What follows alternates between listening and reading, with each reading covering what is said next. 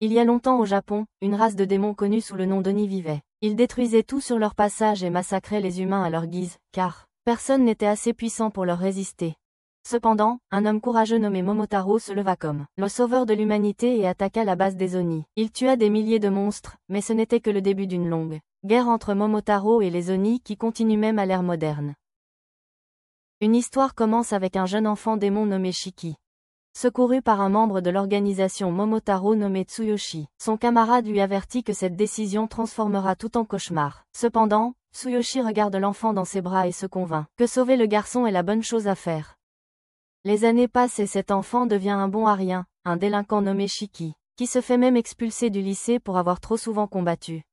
Shiki fait semblant de ne pas se soucier en parlant au téléphone avec un ami, mais son père adoptif, Tsuyoshi, écoute en cachette et entre dans sa chambre.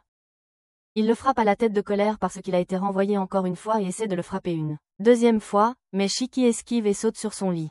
Après s'être calmé, son père interroge Shiki sur les armes qu'il garde dans sa chambre, tout en lui rappelant qu'il tienne une boutique de spiritueux, pas un arsenal. Il avertit Shiki de changer avant de ruiner son avenir, mais Shiki répliquant, disant qu'il est content qu'il ne soit pas lié par le sang et avoue qu'il ne veut jamais être comme lui. Ces paroles blessent profondément son père, mais avant qu'il ne puisse répondre, le téléphone de la boutique de spiritueux commence à sonner, alors Tsuyoshi part répondre. Une autre personne au téléphone passe une grosse commande de bière, il la prépare instantanément et part la livrer, pendant que Shiki reste derrière, et regrette d'avoir été adopté par un type fauché. Soudain, le bruit d'une explosion secoue l'air et de la fumée s'élève dehors. Shiki est choqué lorsqu'une chose sombre s'enroule autour de sa jambe et le traîne dans la rue. L'homme qui le tient est une vieille connaissance de Tsuyoshi, nommé Samadar, qui porte le sang de Momotaro. Juste à ce moment-là, Tsuyoshi revient en voiture et percute son vieil ami. Il sauve Shiki et l'exhorte à fuir avec lui. Pendant qu'il roule, Shiki exige des réponses sur l'attaque et pourquoi son père a foncé sur cet homme. Sans hésiter, mais Tsuyoshi répond que l'homme n'est certainement pas mort de cet impact. Puis son père révèle enfin la vérité, Shiki descend de la lignée Oni, tandis que Samadar descend de celle de Momotaro.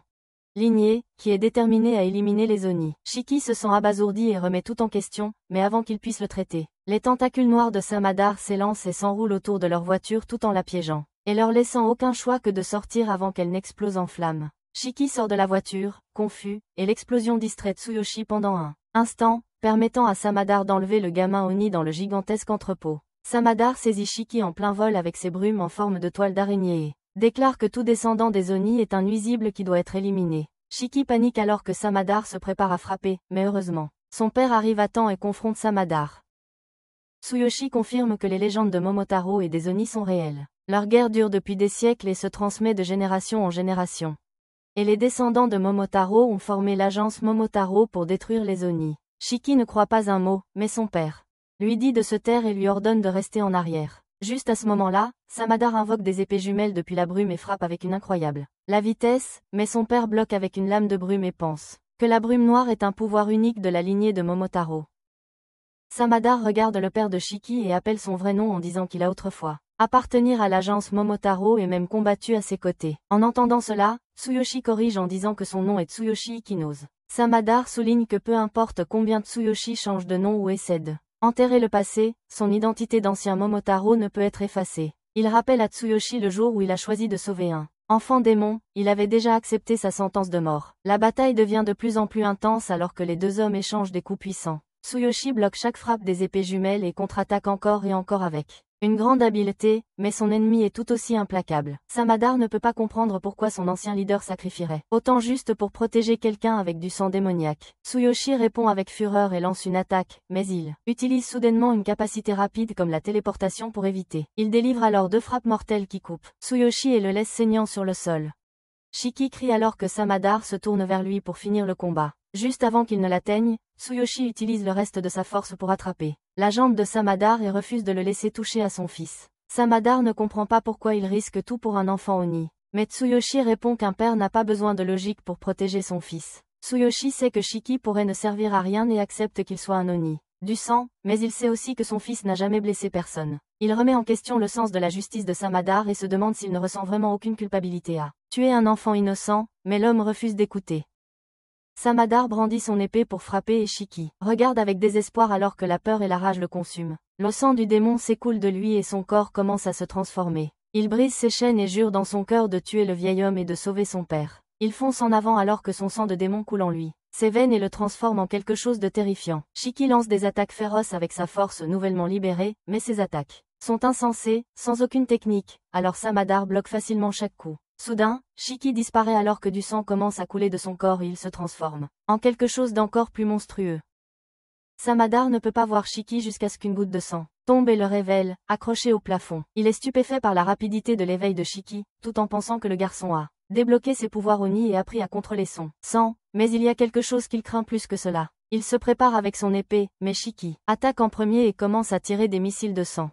Samadar esquive les explosions au dernier moment et réussit à porter un coup qui coupe le bras de Shiki. Cependant, son bras tranché repousse instantanément grâce à la puissante régénération du sang démoniaque, et Samadar pense que ce qui rend les démons vraiment terrifiants n'est pas seulement leur capacité à contrôler le sang, mais aussi leur état berserk, où ils perdent tout raisonnement et détruisent tout autour d'eux. Pendant ce temps, Shiki est maintenant complètement sauvage et son sang se transforme en arme massive conçue uniquement pour la destruction. En voyant cela, l'homme transpire à grosses gouttes en se battant désespérément avec ses épées jumelles. Mais sa défense échoue face à l'assaut de roquettes et de feux lourds. Il continue d'esquiver les attaques de feu de Shiki et se précipite en avant pour lancer une attaque puissante contre lui, mais ses attaques font peu pour ralentir Shiki, il fonce en avant et lui assène un coup de pied brutal au visage. Shiki lui donne un coup de pied et libère une tempête d'explosions chaotiques qui déchire tout sur leur passage, mais le vieil homme, d'une manière ou d'une autre, s'accroche à la vie malgré la destruction. Alors que la furie continue, la puissance du sang de démon de Shiki commence à diminuer. Il revient à sa forme humaine et regarde, confus, en se voyant couvert de sang, sans se souvenir de sa transformation. En voyant cela, Samadera comprend que Shiki est dans un état typique de confusion due à une perte de mémoire et une mutation du corps, alors il voit sa chance et fonce en avant. Son esprit répète la croyance que tous les Omnis doivent être détruits sans exception. Voyant cela, Shiki tente de convoquer son pouvoir à nouveau mais échoue et reste là, sans défense. À ce moment crucial, Tsuyoshi intervient et porte un coup final à son ancien Conrad. Le vieil homme tombe en demandant pourquoi Tsuyoshi choisit encore de protéger un démon, après avoir été témoin d'un tel chaos, et Tsuyoshi répond, avec une joie tranquille qu'il est heureux malgré tout. Pendant ce temps, l'explosion qui a déchiré l'entrepôt a déjà attiré une attention indésirable, et les témoins appellent les pompiers. Après la disparition de Samadera, il concentre son attention sur Tsuyoshi et décide d'appeler une ambulance, mais Tsuyoshi sait que sa fin est proche. Alors il demande un moment pour lui parler en paix. Il s'excuse d'avoir caché la vérité toutes ces années, tout en disant qu'aucun père ne pourrait facilement dire à son fils qu'il est destiné à être chassé simplement parce qu'il a du sang maudit. Il explique qu'il ne peut plus rester aux côtés de Shiki, donc son fils doit devenir assez fort pour ne jamais perdre face aux Momotaro et aux Oni en maîtrisant le démon qui est en lui. Il ajoute que ce n'est qu'alors qu'il pourra protéger le bonheur qu'il désire. Shiki refuse d'accepter ces mots et crie dans le désespoir qu'il ne veut pas entendre son discours final dramatique. Il dit à son père de ne pas abandonner parce qu'il veut encore qu'ils vivent ensemble en tant que père et fils. Tsuyoshi sourit faiblement et murmure un dernier souhait que les démons et Momotaro puissent un jour se tenir côte à côte en tant qu'égaux. Alors qu'il termine ces mots, son corps sans vie s'effondre dans les bras de Shiki. En voyant cela, Shiki est envahi par le regret alors qu'il se souvient des mots cruels qu'il a un jour crié à son père, qu'il n'était pas lié par le sang. Il s'accroche au corps sans vie et pleure en lui demandant de se réveiller et de le gronder. Une fois de plus, mais le silence lui répond. Shiki réalise que personne ne lui criera jamais dessus. À nouveau, et les larmes coulent sans fin alors que le chagrin l'envahit. Soudain, une voix se fait entendre derrière lui et lui dit qu'il ne peut pas rester là car il y aurait trop de spectateurs. Shiki est pris au dépourvu et se prépare à un autre combat, mais avant même qu'il puisse réagir, il reçoit un coup au cou et perd immédiatement connaissance. En même temps, les dirigeants de l'agence Momotaro sont en plein chaos après avoir appris que Samadera n'a pas pu éliminer Shiki, et certains se demandent même s'il est en train de perdre son efficacité. Cependant, ils comprennent pourquoi il a reculé, car ils ne peuvent pas laisser le public prendre conscience de leur existence ou risquer de dévoiler leur organisation au grand public. Ils sont déterminés à empêcher le public de découvrir l'existence des Oni, et c'est pourquoi ils prévoient d'éliminer Shiki avant qu'il ne se réveille. Ils jurent de retrouver chaque Oni caché dans la société humaine et de tous les éliminer. Pendant ce temps, un homme encapuchonné parle à un inconnu qui se présente comme le directeur. Il est très satisfait qu'il y ait autant de candidats prometteurs cette année et ajoute que l'OTAN n'a laissé passer personne lors de la sélection. Pendant des années, mais maintenant quelqu'un est passé, ce qui est rare. Cependant, il n'est pas sûr de l'utilité du nouveau candidat, mais l'autre homme le met en garde de faire attention et de s'assurer que le nouveau venu est assez fort pour survivre. Il explique que ce nouveau candidat est l'un des rares qui n'apparaissent qu'une fois toutes les quelques décennies. Pendant ce temps, Shiki se retrouve à rêver d'un moment où il jouait avec du sable dans un parc. Son père lui a dit qu'il était temps de rentrer à la maison, et il lui a demandé de le porter. Maintenant, son père a été brutalement assassiné par un type de l'agence Momotaro. Alors que Shiki sort de son rêve, il se retrouve dans un endroit inconnu. Quelque part à l'intérieur d'Onigashima, et en regardant autour de lui, il trouve un gars au hasard qui a compté plus de 1000 pompes sur la tête. La personne dit à Shiki qu'il ne voulait pas le forcer à se réveiller car il ne comprendrait pas ses explications en étant à moitié conscient, et il précise clairement que c'est une personne très stricte qui n'aime pas se répéter. L'homme se met devant Shiki et se présente comme Meito Mudano. Puis révèle ses cornes pour prouver qu'il est aussi un Oni. Il dit à Shiki qu'il ne révélera pas où il se trouve mais lui assure que le corps de son père a été conservé en toute sécurité. Magno explique qu'il l'a amené ici pour un examen d'évaluation. Il pousse un tableau blanc vers Shiki, se vantant nonchalamment de ses patins à roulettes et de la façon dont il les utilise juste pour l'efficacité. Prenant un marqueur, il commence à expliquer que la brume noire que Shiki a vue est une capacité utilisée par les descendants de Momotaro, qui ont formé une agence dédiée à détruisant toute l'agence Oni appelée Momotaro. De l'autre côté, il existe l'agence Oni. Meito continue en disant que son rôle est de trouver les Oni éveillés et de leur faire passer un test pour déterminer s'ils sont dignes de rejoindre l'Académie Oni. Une fois son explication terminée, Meito donne enfin à Shiki la chance de poser des questions. Mais à la place, le garçon continue de crier en exigeant d'être libéré et demande à plusieurs reprises des nouvelles de son père. Magno lui rappelle qu'il a déjà expliqué la situation de son père. Son corps est en sécurité et déduit un point pour avoir perdu son temps. Il suggère ensuite qu'il devrait passer à l'évaluation si Shiki n'a pas de questions appropriées. Mais le garçon continue de protester et insiste pour être détaché. Meito devient impatient en pensant que le gamin doit être idiot, bien que Shiki finisse par prendre une profonde respiration, essaie de réfléchir à sa situation, et se force à se calmer. Après s'être un peu calmé, Shiki soutient que cet examen semble inutile et se force à afficher l'expression la plus polie possible tout en laissant clairement entendre que tout ce qu'il veut vraiment, c'est la liberté pour pouvoir traquer la personne qui a tué son vieux. Bien qu'il fasse de son mieux pour rester poli, Meito lui dit d'arrêter de le fixer avec cette tête creepy. Comprenant que Shiki ne cherche que la vengeance, Meito décide de laisser de côté la méthode d'évaluation standard et d'en créer une parfaite à lui. Il enlève sa cravate, puis soulève le garçon avec une chaise et essaie de l'étrangler. À mort avec une logique bancale selon laquelle la véritable nature des créatures ne se révèle que lorsqu'elle est au bord de la mort. Meito ordonne au garçon d'utiliser son cerveau et de trouver un moyen de vivre ou de mourir ici même. Shiki, cependant, n'a aucune intention de mourir, et alors que le sang jaillit de chacun de ses orifices, il cesse finalement de lutter, donnant l'impression qu'il a enfin rendu l'âme. Lorsque son sang touche le sol, il remonte et pousse Shiki dans son état de berserker, où il fonce sur Naito avec l'envie de le déchirer, car les Oni ne peuvent pas se contrôler sous cette forme. Naito l'ignore avec facilité, se protégeant avec un parapluie forgé avec son propre sang, et se moque que Shiki ait perdu sang. Point parce qu'il n'a aucune idée de comment gérer son sang d'Oni. Il dit alors qu'il va lui montrer comment cela devrait vraiment être utilisé, même s'il admet que le garçon n'en se souviendra pas une fois que le mode berserker sera terminé. Le garçon lui saute dessus, mais quand ses sens reviennent, il se retrouve allongé par terre, un bras encore sous forme d'Oni. L'examinateur explique que le sang d'Oni est puissant, mais extrêmement difficile à mettre, et une fois qu'un Oni entre en mode berserker, il perd à la fois conscience et mémoire en détruisant tout autour de lui. Shiki ne comprend rien et se contente de pointer la forme étrange, sanglante, qui se forme à partir de Naito, demandant ce que c'est. Mengo fait disparaître son parapluie et explique que ce n'est pas un état berserker, mais simplement un contrôle de ses pouvoirs Oni. Ensuite, il déclare tranquillement le garçon disqualifié, mais Shiki est toujours allongé là, sans avoir la moindre idée de ce qui vient de se passer. Il réalise enfin que l'homme devant lui est bien plus fort qu'il ne l'imaginait. Et pour une fois, il avale sa fierté, s'incline en bas en suppliant de devenir son sous-fifre afin de gagner la force pour venger son père. Mengo le rejette, disant qu'il a perdu le contrôle et qu'il est devenu fou sans réfléchir, et explique qu'une personne comme ça ne peut pas être laissée à ses propres délires, donc il va s'en débarrasser. Il reforgera son parapluie, prêt à en finir, tandis que Shiki recule pour mettre un peu de distance entre eux avant de se retourner et de charger droit vers lui, traînant son poing sur le sol. Naito forme des épines le long du parapluie et réfléchit à toutes les différentes attaques possibles que le garçon pourrait tenter. Shiki choisit l'option 3, sautant pour frapper d'en haut, mais le prend au dépourvu. Quand il utilise son épine comme tremplin pour sauter plus haut avant de façonner son bras en fusil à pompe et de le tirer directement sur Naito. Naito prend d'abord ça pour un coup de chance, arrêtant l'attaque de Shiki avec un seul doigt, et remarque que le garçon est coincé à mi-chemin entre le mode berserk et l'humain. Il traite Shiki d'inutile, puis libère sa compétence éclipse de sang, déluge de renaissance. Mais il n'attaque pas réellement le garçon lorsqu'il le voit revenir à sa forme humaine et se sentir fier de se contrôler. Shiki s'effondre au sol, satisfait de sa petite victoire. Naito trouve impressionnant que quelqu'un ait réussi à supprimer le mode berserk. Et il est maintenant certain que ce ne peut pas être un coup de chance. Il demande curieusement comment Shiki a réussi, et le garçon bluffe simplement, disant qu'il partagera son secret si Naito l'accepte comme son subordonné.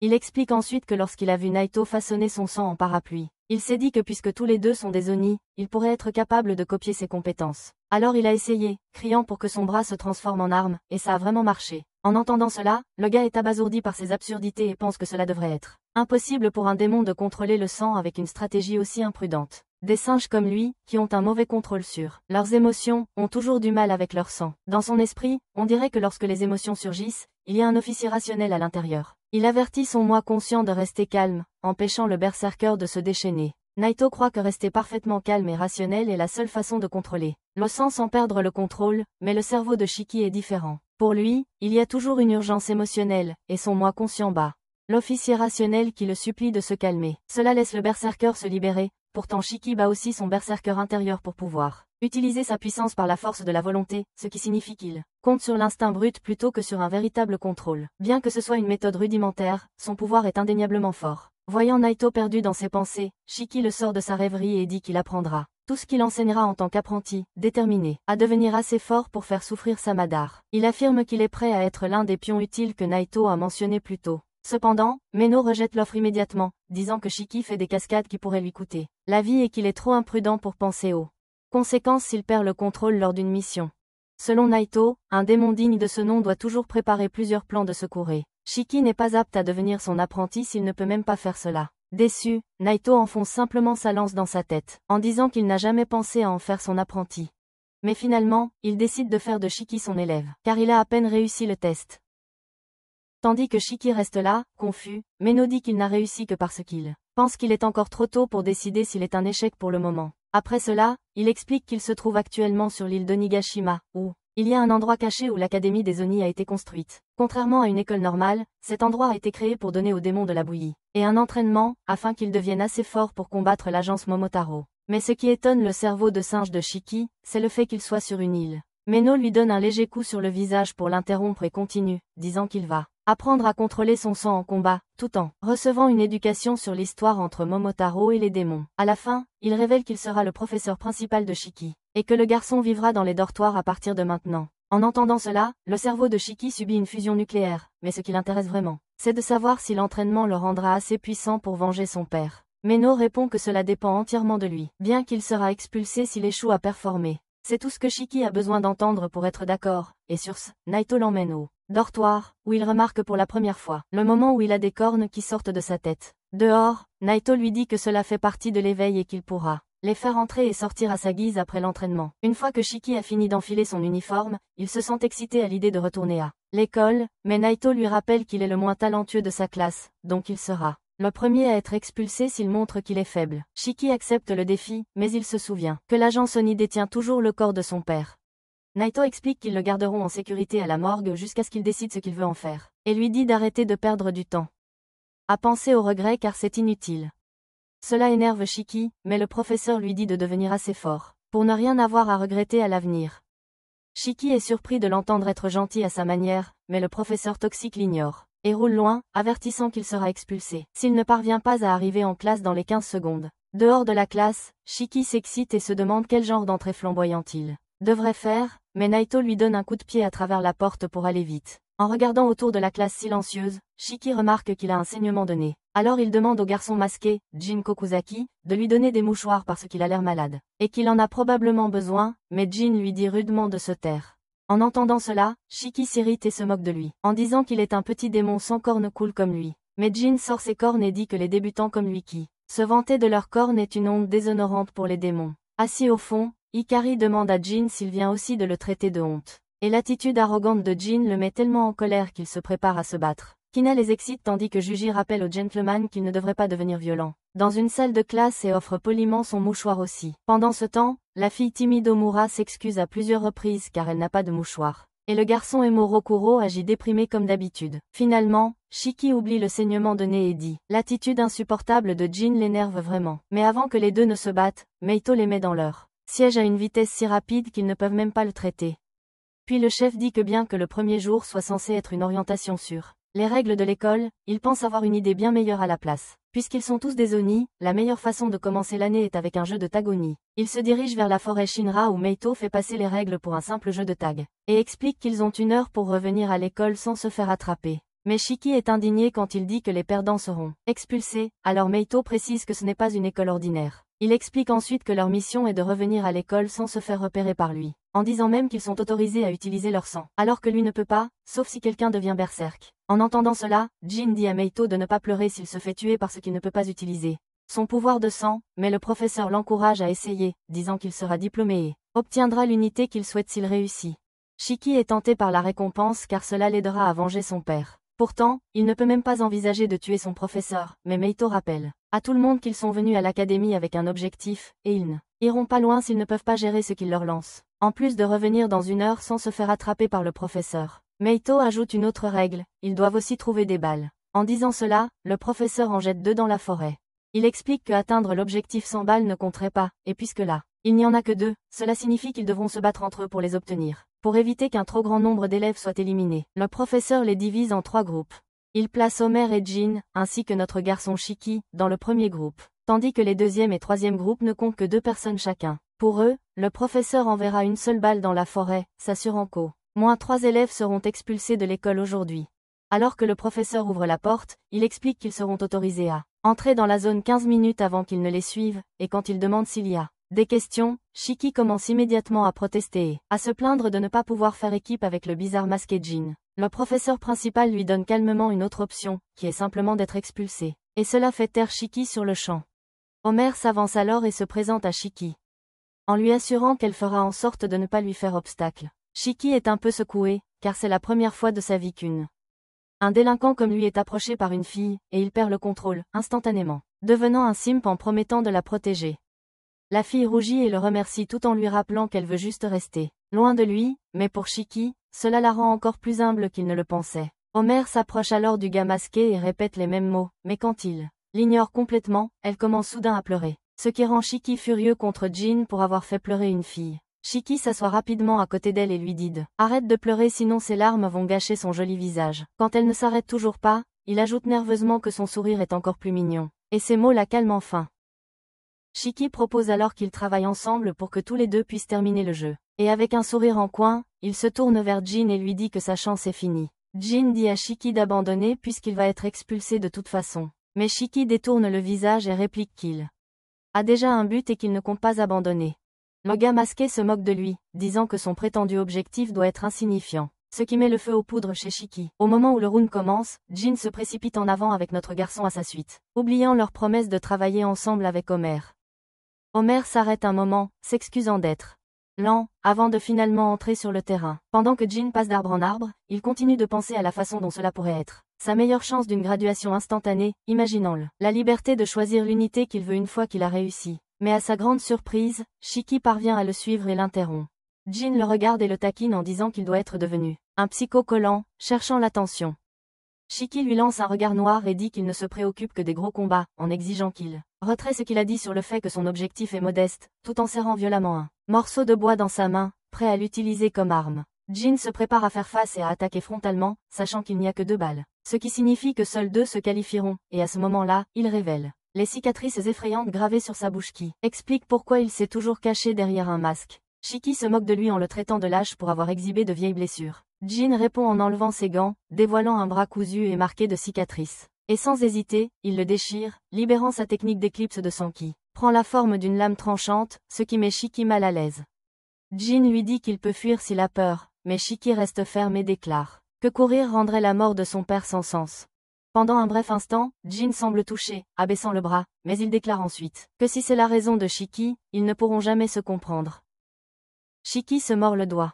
Désespéré, il crie sur son bras en espérant qu'une arme apparaîtra comme avant. Mais rien ne se passe. Jin le rejette comme étant sans importance et avertit qu'il doit se préparer à payer pour avoir perdu son temps. Shiki panique à l'intérieur mais serre le poing fermement, en pensant que peut-être en se concentrant davantage, ça pourrait marcher, mais ça échoue toujours. Avant de frapper, Jin lui dit d'au moins faire un bon échauffement avant de tuer le professeur. N'ayant plus d'autre choix, Shiki lève son arme en bois et tous 2 se précipitent en avant et entrent en collision, et alors que la lame de Jin tranche un tronc d'arbre en 2, Shiki parvient d'une manière ou d'une autre à survivre à l'impact. Pendant ce temps, One continue d'appeler ses coéquipiers quand elle entend soudain un arbre. Quelque chose tombe à proximité et elle a un peu peur avant de trébucher sur une racine d'arbre. Elle se murmure à elle-même qu'une personne comme elle ne devrait pas être ici et elle se traite même de fille poubelle. Cette expression exagérée s'éclaire un instant alors qu'elle se souvient que Shiki lui a demandé de travailler avec lui. Cette brève étincelle s'éteint aussi vite qu'elle retombe dans la morosité, se demandant pourquoi. Elle finit toujours par dépendre des autres, pourtant elle se relève et commence à se diriger vers le bruit, complètement inconsciente que la balle dont elle a besoin est juste à quelques pas d'elle. Même les étudiants dehors commencent à se sentir mal à l'aise à cause du bruit, Rokuro serrant sa poitrine et disant que son cœur pourrait exploser, tandis qu'Hikari trouve cela plutôt excitant et propose d'aller voir, seulement pour que le geek Juji lui rappelle que c'est interdit par les règles. De retour dans le combat, notre héros a du mal à esquiver les attaques de Jin, et chaque fois qu'il essaie de contre-attaquer, il se fait repousser. C'est alors qu'il remarque que l'arme de Jin a l'air différente de la sienne et de celle de l'autre de l'enseignant, ce qui le fait se demander si cela signifie quelque chose, mais il n'a toujours pas compris comment quelqu'un peut même contrôler son sang. Alors qu'il est perdu dans ses pensées pendant une seconde, Shiki est projeté au sol. Jin s'éloigne en se moquant de lui pour ne même pas l'avoir forcé à utiliser son sang, mais Shiki se force à se relever, ce qui pousse Jin à lancer une attaque à distance. Omar parvient à intervenir juste au bon moment et au bon endroit pour se faire tuer, mais Shiki réussit à la sauver in extremis. L'attaque lui laisse une petite coupure, et une goutte de son sang tombe sur Omar. Avant qu'il ne tienne bon et gronde Jin, exigeant qu'il lui présente des excuses. Jin se moque simplement de lui et dit à Shiki qu'il devrait rentrer chez lui si une attaque aussi faible lui suffit à mouiller son pantalon. Pendant ce temps, Omar s'incline devant eux, s'excusant sans cesse et se reprochant la blessure de Shiki, même s'il insiste sur le fait que ce n'était pas de sa faute. Avant qu'il ne puisse la calmer, la fille commence soudainement à saigner de ses orifices, et affirme dramatiquement qu'elle mourra pour expier cela. Shiki a à peine le temps de comprendre ses paroles avant que un géant de sang massif se lève soudainement au-dessus d'elle. Jin sait que n'y porte plus de sang que les humains ordinaires, mais c'est la première fois qu'il voit quelqu'un en posséder autant qu'elle, au point de pouvoir en former un géant. Omar avertit les deux de courir avant que sa création ne les détruise, et en même temps, le directeur s'approche du professeur qui attend son tour pour intervenir. Le directeur se demande si cette journée était vraiment destinée à être une journée d'introduction et qualifie cela de mouvement audacieux de donner aux élèves des missions de vie ou de mort dès leur premier jour, mais Meito soutient que l'entraînement est bien plus important, plus de valeur que des explications inutiles et des conférences stupides. Le principal lui rappelle que de nombreux Oni meurent chaque année, la plupart encore enfants, et que certains malchanceux sont même capturés vivants, expérimentés, puis brutalement assassinés avant même de pouvoir comprendre qui ils sont. Pourtant, Meito insiste sur le fait que seuls les plus forts méritent de survivre. Et juste avant de disparaître, le principal lui dit qu'il est en effet gentil et l'encourage à rendre ses élèves plus forts. De retour au combat, Shiki parvient tout juste à esquiver le coup du géant de sang, pendant que Jin tente de l'attaquer, mais échoue. Shiki appelle Omar en lui demandant si elle ne peut pas arrêter sa création, mais elle continue de s'excuser avant de s'effondrer inconsciente à cause de la perte de sang. Se précipitant pour la mettre à l'abri du danger, Shiki remarque que le géant semble la protéger, ce qui fait suspecter à Jin que le sang d'Omar a sa propre volonté. Le moment suivant, le géant devient fou et libère un flot de sang de sa bouche, obligeant Jin à se mettre à l'abri derrière un rocher, tandis que Shiki semble être englouti par la vague. Honor supplie au géant de s'arrêter et l'appelle même sa sœur, mais quand elle voit Shiki se relever, elle lui dit désespérément de fuir. Shiki refuse, avertissant que s'il l'abandonne, elle se videra de son sang et mourra, insistant sur le fait qu'il ne peut pas rester là à regarder, surtout quand son visage est littéralement en train de crier qu'elle tient à peine le coup. Avec un sourire, il déclare qu'il ne la laissera pas mourir, alors que le géant de sang rugit avec une telle force que sa voix ressemble à une tempête de poussière s'abattant sur tout ce qui les entoure. Alors que Megumo observe de loin comment ses élèves ont réussi à vaincre le sang d'Omar. Lors de l'éclipse, Shiki essaie de répéter ce qu'il avait fait contre lui en frottant sa main contre le sol, mais peu importe ses efforts, rien ne se passait. Même le professeur murmure que la dernière fois n'était qu'un coup de chance sur 100, qui ne se reproduira jamais, bien qu'il lui reconnaisse le mérite d'y être parvenu la dernière fois. Le géant de sang frappe le garçon et déchire même le sol pour lui lancer des pierres, faisant prendre conscience à Shiki à quel point il est pathétique. Humilié par sa propre faiblesse, il fond en larmes et Jin, froidement, lui dit de partir s'il ne prévoit que de pleurer. Jin devient alors sérieux, formant cette fois des armes avec les deux bras. Le professeur note avec intérêt que la capacité de Jin à créer deux armes différentes montre un niveau de contrôle impressionnant, preuve de sa grande expérience. Le sang démonie prend forme comme un reflet de leur nature intérieure, un signal projeté directement depuis le cerveau, et tandis que certains, comme Omar, manifestent leur traumatisme, d'autres montrent leur préférence. Avec le temps, la capacité de former sa propre arme distincte, devenue connue sous le nom de Libération Éclipse Sanglante. Jin met toute sa force pour essayer de trancher le coup du géant, mais la bête parvient à se protéger. Pendant ce temps, Shiki continue de crier dans sa main pour créer quelque chose jusqu'à ce qu'il comprenne enfin que chaque Oni possède une arme unique qui lui est propre. Juste au moment où Mido envisage d'intervenir, Shiki crie soudainement « Libération Éclipse Sanglante » et forme un fusil avec son sang. Dès qu'il apparaît, il ressent une montée d'excitation comme si l'arme était une extension de son propre corps, et d'un seul coup, il fait exploser tout le géant de sang, laissant Jin et Naito sous le choc.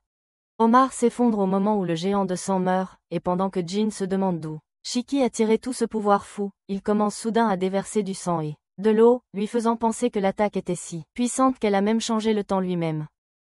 Pendant ce temps, Shiki peine à rester conscient et titube en se dirigeant vers la fille. À ce moment précis, Naito apparaît devant lui et lui dit qu'il est paralysé parce que il a utilisé trop de son sang d'un coup, donc il va s'évanouir dans quelques instants. Mais Shiki essaie obstinément de prouver qu'il a tort en se tenant debout pendant une seconde, avant de s'effondrer face contre terre, et bien que Naito pense qu'il a encore un long chemin à parcourir, il est sincèrement inquiet pour le pouvoir terriblement extrême du garçon. Même dans son état désastreux, Shiki supplie son professeur de l'oublier, et d'aider d'abord Omar, et le fait qu'il s'inquiète pour quelqu'un d'autre alors qu'il est à moitié mort fait en réalité sourire Naito pendant un instant. Mais Jin interrompt ce moment avec une attaque surprise par derrière, ce qui fait facilement bloqué et dit au professeur d'arrêter de perdre un temps précieux avec les autres. Naito lui demande s'il ne s'inquiète pas que ses camarades ne soient pas soignés. Mais Jin crée de nouveau sa scie de sang, disant que ce n'est pas son problème, et que cela fait réaliser à Naito que Jin est exactement le genre d'élève qu'il déteste le plus. En entendant cela, Jin confirme encore une fois qu'il pourra vraiment intégrer peu à peu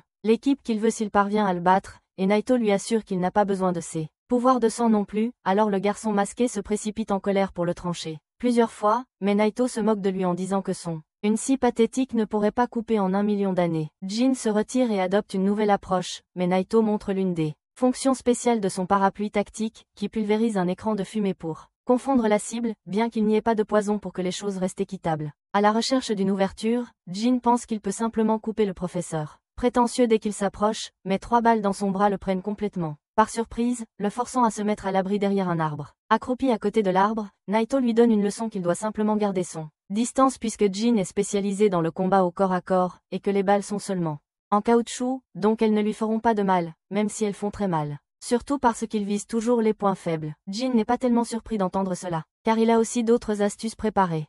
Le garçon masqué sort en trompe de sa cachette et lance des rasoirs volants sur Naito. Mais le professeur les esquive sans effort tout en à peine changeant de position. Quand il saute soudainement en l'air, Jin pense l'avoir coincé avec nulle part où aller, mais la grenade que Naito lance le fait panique, et il s'avère que c'est un autre écran de fumée. Après avoir atterri, Jin se prépare à contrer au moment où Naito le vise à nouveau. Mais le professeur apparaît soudainement par derrière et le frappe si durement que le garçon masqué vole dans les airs. Naito l'appelle un imbécile d'avoir supposé qu'un adversaire à distance attaquerait toujours de loin, et souligne qu'il était facile à tendre une embuscade parce qu'il compte trop sur son bras droit, lui disant d'arrêter de surestimer sa force. Voyant que Jin a déjà trop utilisé son sang, il piège le garçon masqué sous son parapluie et lâche froidement la réalité que cela signifierait une mort certaine dans un vrai combat. Après cela, Naito le frappe personnellement en lui demandant s'il veut voir son père à ce point, ce qui déclenche instantanément Jin. Il exige de savoir comment Naito sait même cela, et le professeur révèle calmement qu'il a fait quelques recherches et a découvert des petits détails comme le fait que son père soit un Momotaro. En entendant cela, Shiki est choqué, et la mémoire de Jin revient à l'échec d'un père qui a ruiné sa vie et volé sa famille et tout ce qui lui était précieux. Les cicatrices sur tout son corps sont des rappels douloureux de sa haine envers son père, et elles l'ont motivé à survivre dans la rue, à manger des déchets juste pour vivre un autre jour jusqu'à ce qu'il soit assez fort pour se venger de son père. Poussé par sa rage, l'adrénaline de Jin explose et il sort de là coquille de l'ombre, déclarant que même la mort ne lui fait pas peur. Mais Naito humilie rapidement le gamin en lui attrapant le visage et en le frappant violemment dans le sol pour lui apprendre qu'il ne sert à rien de se battre s'il ne prévoit pas de survivre après avoir enfin atteint son objectif. Plus tard, le professeur appelle le service d'urgence pour envoyer une infirmière afin de s'occuper d'Omura, qui est beaucoup trop blessé pour continuer, et de Jin, qu'il a attaché fermement à un arbre. À ce même moment, Shiki parvient à se relever, et Naito lui rappelle qu'il lui reste environ 5 minutes pour soit le battre et voler l'une des balles qu'il a ramassées en chemin, soit, d'une manière ou d'une autre, trouver l'autre s'il veut passer. Réalisant qu'il est impossible de gagner contre lui en combat direct, Shiki prend la fuite et Naito poursuit peu après, mais il s'avère que le garçon a habilement fait le tour pour pouvoir demander à Jin de s'allier avec lui pour éliminer leur professeur. Le garçon masqué refuse car il trouve humiliant d'être sauvé par un idiot. Mais Shiki demande si son objectif est plus important que son fragile ego, car il est toujours prêt à s'associer, même s'il le déteste. Il explique que son père était aussi un Momotaro, donc ils ont en fait quelque chose en commun, mais Jin le refuse catégoriquement. Plus tard, Naito s'arrête un instant et réalise enfin que Shiki a dû se retourner autour, mais c'est à ce moment-là qu'il le voit foncer à toute vitesse. Naito l'arrête net et lui rappelle qu'il ne sert à rien d'atteindre le but sans ballon, et Shiki serre les dents en silence, frustré, en attendant que l'idiot qu'il a fait passer pour un leurre fasse enfin son mouvement. Il s'avère que Jin a refusé plus tôt parce qu'il ne voulait pas travailler sous les ordres de Shiki, et qu'il voulait plutôt que ce soit Shiki qui travaille pour lui. Pourtant, l'embuscade échoue car les deux garçons sont à bout de force, mais Naito ne s'attendait pas à ce qu'ils utilisent la corde avec laquelle il avait attaché Jin contre lui. Il observe tranquillement le duo qui essaie de toutes ses forces de l'attirer et décide de jouer le jeu de leur plan désespéré jusqu'à ce que Jin lance une lame volante avec ses dernières forces, permettant à Shiki de foncer et de frapper la balle directement hors de la main du professeur. À ce moment-là, Naito réalise que l'un d'eux peut réellement y arriver s'il court à pleine vitesse dans le temps restant, et il suppose qu'il va simplement la reprendre une fois que Jin courra et que Shiki le poursuivra. Mais au lieu de cela, Shiki encourage Jin et choque les deux. Alors que Jin fonce à toute vitesse, Shiki se vante avec suffisance auprès de Naito qu'ils l'ont vraiment surpassé, mais son professeur lui rappelle que même si Jin va réussir, lui vient de se condamner, ce qui signifie qu'il sera expulsé. Shiki réalise trop tard qu'il a complètement oublié la sanction en cas d'échec et son professeur découvre pleinement la profondeur infinie de la dégénérescence mentale de Shiki. Il évalue Shiki comme un garçon simple qui n'a aucune idée réelle des bénéfices ou des risques, et qui fait simplement ce qu'il pense sincèrement être juste. D'un autre côté, Jin est concentré sur son objectif quand l'honnêteté brutale de Shiki et des mots sages agaçants résonnent dans son esprit, alors il se retourne pour l'aider. En voyant cela, Shiki se demande si Jin est nul en navigation, mais Jin dit qu'il préfère être expulsé que de réussir en ayant une dette envers Shiki, et c'est pourquoi il lui dit de prendre le ballon et de courir jusqu'à la ligne d'arrivée. Dans ce beau moment de camaraderie, un petit cochon arrive soudainement sur la scène. Les garçons se demandent ce qu'est ce petit rondouillard, et leur professeur explique que c'est un messager envoyé par leur service Baku Express nommé Makan. Mango est inquiet car Makan est seulement dépêché pendant de véritables urgences, et il joue le message. Il s'avère qu'il s'agit d'un appel urgent d'aide de la division de Kyoto parce que l'agence Momotaro vient de les attaquer avec des chasseurs de démons monstrueux. Dehors, les autres étudiants en ont assez d'attendre et supposent que tous les trois ont échoué lorsque Naito et les deux autres reviennent soudainement avec Makan. Le professeur leur annonce que Omura sera dans l'unité de soins pendant un certain temps et que leur entraînement est annulé parce que la branche de Kyoto est sous attaque, ce qui signifie qu'ils doivent immédiatement s'y rendre en renfort. Sur le ferry pour Kyoto, Naito continue de faire des pompes comme toujours tandis que Shiki crie devant un miroir avec une concentration totale, essayant désespérément de faire disparaître ses cornes. Quand ils entrent enfin, il s'en vante auprès de tout le monde, mais Hikari lui dit immédiatement de se taire parce que littéralement tout le monde sauf lui sait déjà le faire. Cela rend Shiki furieux, et tandis que les deux s'échangent des pics sans fin, Juji demande à Naito s'ils vont vraiment dans une zone de guerre où se trouvent de vrais Momotaro. Naito répond qu'il n'a pas le choix, puisque tous les instructeurs comme lui sont en train d'être transférés en urgence pendant qu'il parle, et que les étudiants ne se battront pas. Au lieu de cela, ils aideront uniquement l'équipe de soutien qui travaille en coulisses. En entendant cela, Shiki est agacé et Hikari n'aime pas l'idée d'être un ranboy. Juji soutient que les supporters sont tout aussi vitaux que les combattants, mais Hikari précise qu'il veut une expérience du monde réel et qualifie ses lunettes de nerd. Pendant ce temps, Shiki demande à son professeur s'ils ne vont vraiment pas se battre, et Naito lui dit franchement qu'il ne veut pas voir plus de corps s'accumuler. En même temps, il ordonne à Kuina, qui déteste l'uniforme féminin, d'agir comme une étudiante normale parce qu'ils sont sous couverture et le gamin timide demande timidement quel genre de le travail qu'il fera en tant que soutien puisqu'il tombe malade dans des foules denses et bruyantes. Ensuite, Mango explique qu'il y a deux unités principales dans l'agence Oni. La première est l'unité de combat, qui affronte directement les agents de Momotaro lorsqu'ils attaquent, et la seconde est l'unité de soutien, qui protège les Oni vivant parmi les humains ou n'ayant pas de famille, ainsi que pour secourir et traiter les combattants blessés sur le champ de bataille.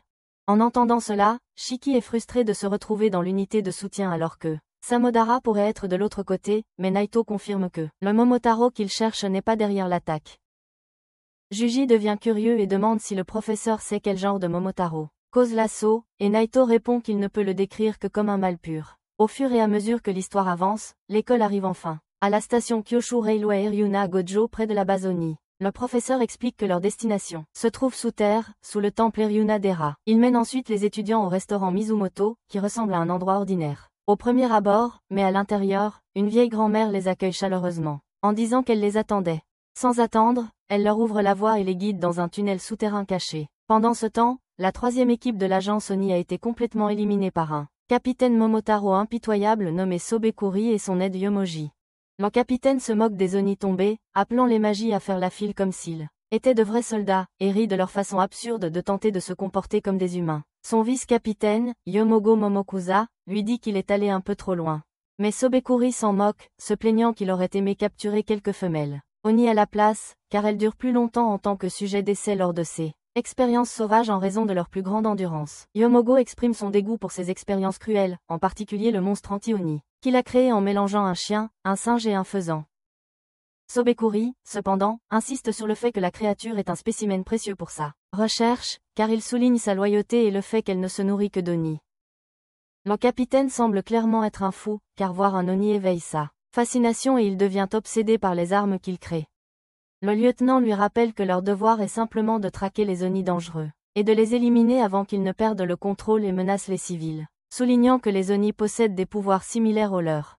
Pendant ce temps, un enfant Oni se cache du capitaine, essayant de réprimer ses larmes et de se couvrir la bouche pour ne pas être remarqué. Entendant le capitaine annoncer qu'il se déplace vers l'emplacement suivant, l'enfant, il pousse un soupir de soulagement, seulement pour que Sobekuri apparaisse soudainement, juste devant lui, révélant qu'il plaisantait. L'enfant panique alors que le capitaine homme le taquine, affirmant qu'il a de la chance car il manque de spécimens d'enfants.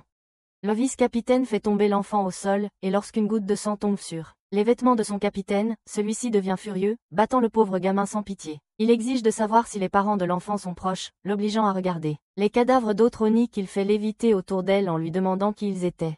L'enfant devient terrifié en regardant Sobekuri l'écraser sous les cadavres, avant de commander à son animal de dévorer la pile. Momotaro possède la capacité de manipuler les bactéries noires provenant de leur corps, tandis que certains les utilisent pour fabriquer des armes ou lancer des spores. La méthode de Sobekuri est bien plus cruelle, lui permettant de contrôler directement les cadavres avec les bactéries. Pendant ce temps, les nouveaux étudiants Oni arrivent dans la zone souterraine de Kyoto, et le professeur explique que certains magasins ici ont des tunnels menant à la base souterraine d'Aryudadera.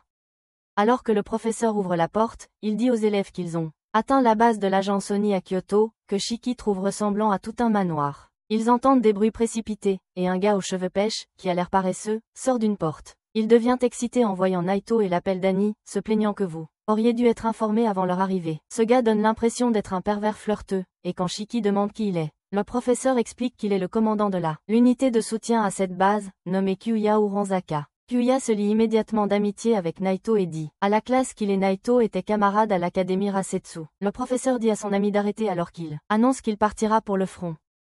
Comme prévu, Shiki argue pour y aller et même Ikari s'oppose à aider un gars flirt comme Kyuya. Megato laisse les élèves avec Kyuya, disant qu'il en fasse bon usage pendant son absence. Pendant ce temps, une infirmière arrive en appelant Kyuya, et en voyant les nouveaux élèves. Elle leur ordonne de se changer pour pouvoir les mettre au travail. Après s'être changée, elle les conduit auprès des blessés. Là, Shiki voit un homme qui a perdu ses 2 bras et ses 2 jambes au front, avec les poumons irrémédiablement endommagés, et l'infirmière prévient qu'il ne lui reste peut-être que 3 minutes à vivre. Shiki devient nerveux en voyant l'homme lutter pour respirer, ressentant sa poitrine se contracter à mesure que les secondes passent. Mais lorsque Kyuya lui dit qu'il vivra pour voir cela, Shiki le regarde fixement et lui dit de cesser de donner de faux espoirs, en insistant sur le fait qu'il n'a aucune chance de survivre. Kyuya commente que Shiki est gentil, notant qu'il est rare de voir quelqu'un se soucier autant. Mais il explique qu'il est une grande figure ici, commandant trop de bouteilles de sang pour les blessés et les attachant tous à lui, montrant à quel point il va loin pour assurer sa survie dans ces conditions difficiles. Pendant ce temps, le capitaine Fu Sobekiri se retrouve face à une nouvelle série d'agents Oni, qu'il voit immédiatement comme des faibles de bas niveau. Les agents Oni commencent à paniquer en réalisant que leur commandant et leur vice-commandant sont déjà à terre, jusqu'à ce que Mago entre sur le terrain avec son pouvoir d'éclipse sanguine, restaurant l'espoir parmi la foule. Il lance une attaque d'accueil contre le capitaine Fu, mais Sobekiri utilise facilement les cadavres éparpillés comme des boucliers humains avant de se tourner pour saluer Naito, demandant ce qu'il fait à Kyoto. Il trouve cela impoli d'être surpris par une attaque et se demande si Mado sait où les Oni de Kyoto se rassemblent récemment. Sobekiri prétend que tout ce qu'il a à faire, c'est d'éliminer l'emplacement, et le problème des Oni là-bas sera résolu. Mago répond calmement qu'il n'en a aucune idée, mais il sait qu'il ne peut pas prendre les menaces ou les pressentiments à la légère, et il dit à Sobekiri qu'il a un endroit parfait pour lui, qui n'est autre que l'enfer. De retour à la base souterraine, Iwaya se prépare à utiliser ses pouvoirs d'Oni tandis que Shiki se plaint que les bouteilles de sang devraient être attachées aux patients au lieu de lui. L'infirmière lui dit de se taire pendant que Iwaya demande au frontliner s'il veut des jambes ou des bras, lui indiquant d'ouvrir la bouche 1 fois pour des jambes et 2 fois pour des bras. L'homme blessé l'ouvre 2 fois, ce qui signifie qu'il a besoin de bras, et explique à peine qu'il veut tenir ses enfants. Iwaya le réconforte, lui disant de rester fort alors qu'il s'apprête à endurer une douleur extrême. Il coupe ensuite son poignet et explique que bien que son sang ne soit pas orienté vers le combat, il peut multiplier par plusieurs fois les pouvoirs de guérison d'un Oni et littéralement force l'homme blessé à tout ingurgiter. Alors que l'homme crie de douleur, l'infirmière ordonne aux nouveaux étudiants de se précipiter et de le maintenir en place pendant qu'il avale le sang. Pendant ce temps, les bouteilles de transfusion s'épuisent rapidement. Alors l'infirmière ordonne aux autres étudiants d'en chercher d'autres. L'homme blessé continue de crier alors qu'il déglutit le sang pendant que Shiki et Hikari le maintiennent en place, et finalement, Shiki remarque un membre commencer à pousser depuis le bras de l'homme, avec son avant-bras et sa main commençant à régénérer. Après cela, sa poitrine commence aussi à guérir, et les blessures à ses jambes se réparent. Tout le monde est choqué de voir ses bras repousser, et quand Shiki demande à Kyoa si les jambes du combattant repousseront aussi, le médecin explique que cela se fera progressivement avec de petites doses. Il prévient cependant que s'il continue à faire une grosse transfusion d'un coup, l'homme pourrait développer des anticorps. Et si cela arrive, peu importe la quantité de sang qu'il donne lui, la régénération ne fonctionnera plus. Kyoa se tourne alors vers le soldat de première ligne, lui disant qu'il va probablement prendre sa retraite de l'unité de combat pour l'instant, mais qu'il peut continuer à travailler dans l'unité de soutien et il fournira même une paire de jambes prothétiques pour qu'il puisse se déplacer à nouveau. Le soldat pleure en remerciant Kyoa pour tout ce qu'il a fait pour lui. Une fois qu'il a fini de s'occuper du patient, le médecin se lève et explique que c'est à quoi ressemble la guerre entre les Oni et Momotaro. Il explique qu'il comprend pourquoi tant de gens veulent aller sur le front. Mais il leur fait comprendre que ces combattants ne peuvent agir librement que parce qu'il y a une unité de soutien qui travaille en coulisses pour les protéger. Il appelle cette unité de soutien son champ de bataille, et ce discours enthousiasme Hikari, qui avoue avoir pensé que Kyoa n'était qu'un joli garçon sans intérêt, mais voit maintenant la force et la détermination qui l'animent. Même Shiki se sent galvanisé et dit aux autres qu'il est prêt pour n'importe quelle mission que le docteur lui confiera, mais Kyoa explique qu'il a besoin de Shiki pour une tâche très précise. Il emmène Shiki auprès d'une petite fille nommée Mei et lui demande de s'occuper d'elle. Quand Shiki demande pourquoi il doit s'occuper de la fille, le médecin explique que sa famille a été attaquée par les Momotaro hier et que ses parents sont toujours portés disparus. Il ajoute que Shiki semble être une personne gentille. C'est pourquoi il a pensé que cette tâche lui conviendrait. Shiki s'assoit à côté de la fille et essaie de lui remonter le moral, parlant doucement pour la sortir de sa torpeur. Elle reste distante et sans réaction jusqu'à ce qu'il lui demande si elle veut aller à Hirodadera, ce qui attire enfin son attention puisqu'elle demande ce que c'est. Shiki est surprise de ne pas en savoir plus et explique que c'est mentionné partout dans les livres, pour que la fille révèle qu'elle n'a jamais été à l'école. À ce moment-là, l'équipe de soutien apporte une pile de cadavres d'Oni recueillis lors d'une patrouille, et en se levant pour regarder, Mei repère sa mère et son père parmi eux. Elle se précipite en avant et éclate en larmes en voyant cela. Pendant ce temps, alors que Mado se prépare à frapper le capitaine Fu, Stupakiri demande si son colis est bien arrivé. Mado lui demande ce qu'il veut dire, et le capitaine Fu explique qu'il a laissé des Oni, des cadavres infectés par ces bactéries, pensant qu'ils seraient acceptés. Lorsque le méchant révèle que les Oni ont amené ces cadavres dans leur base et qu'il peut les contrôler à volonté, Mado ressent une vague d'inquiétude. De retour à la base, pendant que la petite fille pleure la perte de ses parents, le docteur dit qu'il portera les corps restants, et demande à Shiki s'il veut l'aider. Juste au moment où Stupakiri utilise sa compétence de marionnettiste, le père de Mei se lève soudainement et la fille, ravie de le voir en vie, regarde horrifiée alors que il agit comme un zombie et essaie de l'étrangler à mort. Le docteur réalise rapidement que c'est le pouvoir de Stupakiri et dit immédiatement à Shiki de couvrir les yeux de la fille pendant que Kyuya enfonce des ustensiles dans le cerveau du père par ses oreilles, le mettant hors d'état une seconde fois. Le docteur Kyuya explique que détruire le cerveau est le seul moyen de l'arrêter car simplement couper la tête ne fonctionnerait pas et s'excuse encore auprès de Mei pour le souffrance qu'elle doit endurer à un si jeune âge. Juste à ce moment-là, le docteur réalise soudainement que tous les corps qui sont arrivés étaient infectés alors qu'une paire de bras apparaît derrière Shiki. Mei crie en voyant sa propre mère étrangler Shiki juste devant elle, tandis qu'il lui implore de s'éloigner. Réalisant qu'il devra aussi le faire, Kyuya sort ses lames pour mettre la femme hors de sa misère, mais il est également retenu par les autres zombies. Alors que Mei crie désespérément à sa mère de s'arrêter, Shiki faillit perdre connaissance à cause de la lutte. Dans les couloirs, l'un des sauveteurs se précipitant pour transporter les corps ressent. Quelqu'un tient sa main et l'équipe découvre trop tard que les corps sont infectés.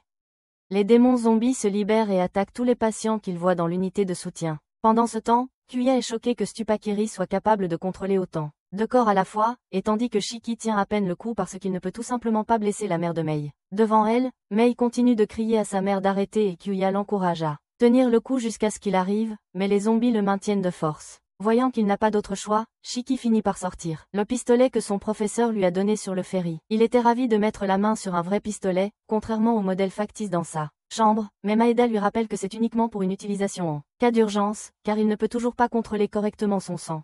Il explique qu'il est chargé de balles recouvertes de son sang, donc elles peuvent être plus puissantes qu'un pistolet normal, et il faut l'utiliser avec précaution. De retour dans le présent, il serre Mei dans ses bras et lui dit de fermer les yeux avant de viser sa mère et de s'excuser en appuyant sur la gâchette. Après que le corps sans vie de la dame s'effondre au sol avec un lourd bruit, Shiki prend un bref moment pour se remettre mentalement avant d'abattre les zombies qui retiennent Kyuya. Puis il allait fortement après avoir pris une vie pour la première fois et aide le docteur à se relever. Et le docteur lui confie la mission d'éliminer les intrus dans le hall principal, pendant qu'il sauve les patients, car les supporters n'ont pas d'armes. D'un autre côté, Hikari demande furieusement ce qui se passe, et Rokuro a peur de mourir. Kun fait aussi de son mieux pour abattre autant de zombies que possible, mais il se relève à chaque fois, laissant Jin perplexe quant à la possibilité même de les vaincre. Juste à ce moment-là, Shiki entre en courant et leur dit qu'ils ne descendront définitivement que lorsque leur cerveau sera endommagé. Dès qu'il entend cela, Jin utilise ses scies à sang sur les 3 cadavres devant lui et ils tombent comme des mouches. Alors que Kun et Hikari réalisent ce que Shiki voulait dire, Kuya leur dit de donner la priorité à sauver les patients avant tout. Tirant sur des démons de gauche à droite, Shiki trouve dégoûtant qu'il soit obligé de tuer autant de démons, même s'il ne s'agit que de corps. Pendant que Yuji et Rokuro aident à escorter les blessés et qu'Hikari les protège contre les zombies, qui semblent ne jamais finir, Shiki a une crise à chaque fois qu'il appuie sur la gâchette parce que chaque démon qu'il abat est quelqu'un qui est précieux pour quelqu'un d'autre. Kuya ordonne calmement au sauveteur de déplacer les patients pendant que Shiki les retient. Il se demande comment il peut dormir la nuit après avoir tiré dans la tête d'innocentes personnes. Puis il a un flashback de la scène où le médecin a poignardé le père de Mei dans la tête et où il a tiré sur sa mère. Désespéré de pouvoir pleurer, il éveille un désir ardent de détruire le Montero, qui sont les véritables ennemis derrière ce chaos. De son côté, Naito fonce dès le début et vise directement le cœur de Tsuri, mais le fou bloque avec les corps de ses propres hommes, riant au visage de Naito en appelant cela moqueusement un Oni-Kebab. À ce moment-là, Naito sent le coup de poing arriver juste à côté de lui et parvient de justesse à esquiver la frappe à la dernière seconde. Voyant son expression douloureuse, Tsubakiri sourit et dit « Les démons, il n'a sacrifié rien de plus que des magas. » Dans sa frustration, Medo lui dit qu'il est allé trop loin dans la folie, même pour un solitaire, mais le fou rit et réplique que une telle remarque est ironique venant d'un solitaire comme lui. Sans hésiter, Medo ordonne au démon de s'enfuir pendant qu'il se prépare à affronter le Momotaro lui-même, mais Tsubakiri ordonne à Yomogi d'activer son pouvoir, invoquant une barrière massive en forme de cube qui enferme tout le monde à l'intérieur. Medo se demande si cela est censé lui faire peur, mais Tsubakiri ne fait que rire aux éclats. Plus fort, expliquant que bien que personne ne puisse s'échapper sans la permission de Yomogi, lui et son partenaire sont libres d'attaquer l'unité de soutien comme bon leur semble. L'homme fou éclate de nouveau de rire, pleinement conscient que Medo suppose qu'il ne connaît pas l'emplacement de la planque, seulement pour révéler qu'il a secrètement placé des traceurs sur tout le monde. Avec un plaisir tordu, il annonce que tous les signaux se sont commodément rassemblés à un endroit très suspect. En suivant les signaux, l'agence Momotaro découvre que tous les corps ont été transportés sous le temple Iryuta. Tsubakiri éclate d'un rire maniaque face à la réaction sombre de Medo, le narguant de profiter d'une bonne bagarre avec son ugly, pendant que lui continue de dévaster la cachette des démons. Alors qu'il s'éloigne nonchalamment, il ordonne à Yomogi de laisser l'ugly entrer dans le cube. La créature monstrueuse entre, et le savant fou dit que ça ne pose pas de problème de laisser celui-ci se briser puisqu'il n'est qu'une pièce produite en série. Au moment où il claque des doigts, le ventre de l'ugly gonfle, dégoûtant les agents démoniaques, mais avant que quiconque puisse réagir, son corps tremble violemment et des faisceaux de lumière jaillissent de chaque pore. Dans l'instant suivant, la créature explose avec la force d'une mini-nucléaire explosion, anéantissant tout dans la zone environnante. En regardant les dévastations, Tsubakiri soupire de déception, pensant que sa bombe pourrait encore bénéficier d'un peu de perfectionnement. Yomogi suggère de confirmer si les cibles ont été éliminées, mais le scientifique fou répond qu'il n'a pas l'intention de salir son manteau blanc avec du sang ou de la fumée à nouveau. À l'intérieur du cratère fumant, le corps de Medo repose complètement immobile. De retour à l'unité de soutien, Shiki essaie de se calmer après avoir abattu le dernier zombie, et les autres étudiants confirment qu'ils ont éliminé les cadavres restants. Puis Kuya dit aux étudiants que tous les patients ont été déplacés en toute sécurité grâce à leurs efforts, mais lui et Shiki se tournent vers Mei, qui est traumatisée alors qu'elle fixe silencieusement les corps sans vie de ses parents. Kuya essaie de la réconforter et lui assure qu'elle est en sécurité maintenant, et Shiki s'excuse d'avoir appuyé sur la gâchette contre sa mère. Cela a été une surprise, cependant, et la fille dit qu'elle va bien, parce qu'elle a vécu toute sa vie enfermée dans une coquille. Elle n'est jamais allée à l'école et a toujours fui toute responsabilité qui lui était imposée. À cause de cela, elle était mentalement préparée au jour où elle perdrait ses parents. Alors elle dit à Shiki de ne pas s'inquiéter pour elle du tout. En entendant cela, le garçon reste sans voix, stupéfait qu'une fille qui vient d'assister à la mort de ses parents lui dise de ne pas s'inquiéter pour elle. Dans sa frustration, il se souvient de l'époque où il avait son âge et rêvait d'être un allié de la justice, qui vaincrait le mal comme les super-héros à la télévision. Il croyait que les Momotaro étaient censés être des héros, mais les résultats de leurs actions sont tout sauf héroïques. À ce moment-là, il serre fort la petite fille dans ses bras et jure qu'il est prêt à devenir un méchant si c'est ce qu'il faut pour battre les faux héros. Tout le monde dans la pièce se tait alors qu'il fait le vœu de créer un monde où elle pourra sourire, et ses paroles sincères touchent doucement le cœur de Mei. Plus tard, sous le temple Ayurveda, le médecin traverse un immense tunnel souterrain pour lui montrer où sont transportés les corps des démons tombés, avant d'être emmenés au site de crémation.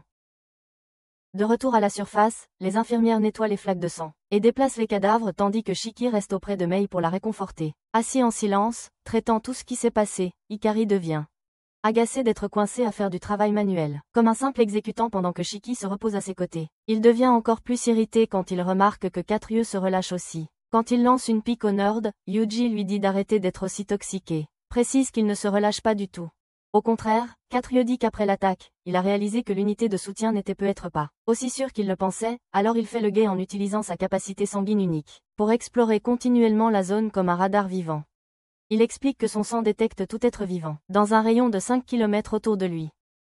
Alors que Yuji scrute attentivement tous les temples, il révèle en plus que son pouvoir peut également distinguer les Oni de Momotaro et même estimer leur niveau de puissance ou leur apparence s'ils se concentrent suffisamment. Juste à ce moment-là, son expression s'assombrit alors qu'il détecte quelque chose de terrifiant qui approche. En surface, Tsubakiri appelle son agence et leur ordonne d'envoyer une armée de unités LED produites en masse à l'emplacement après avoir éliminé la vieille dame. Et lorsque l'agence lui demande ce qu'il manigance, il répond avec désinvolture qu'il s'apprête à faire une petite extermination de nuisibles. Pendant que Yuimoji analyse la taille de la cachette, il demande aussi qu'ils envoient le lait qu'il a gardé pour une occasion spéciale, et avant de raccrocher, il leur demande de lui rappeler le nom de cet enfant démon qui avait été désigné comme une menace à haut risque pour l'agence lors de la dernière réunion du commandant. Finalement, il conclut qu'il doit y avoir quelque chose qui mérite d'être protégé là-dessous si l'Oni a envoyé Naito en personne. Avant qu'il n'entre, Yuimoji rapporte que le complexe souterrain est immense et elle n'a aucune idée du nombre de démons qui pourraient se cacher en dessous, donc elle suggère de remplir les tunnels de gaz toxique à la place. Tsubakiri admet que l'idée semble géniale, mais il sourit comme un creep au moment où il reçoit le nom de l'Oni à haut risque.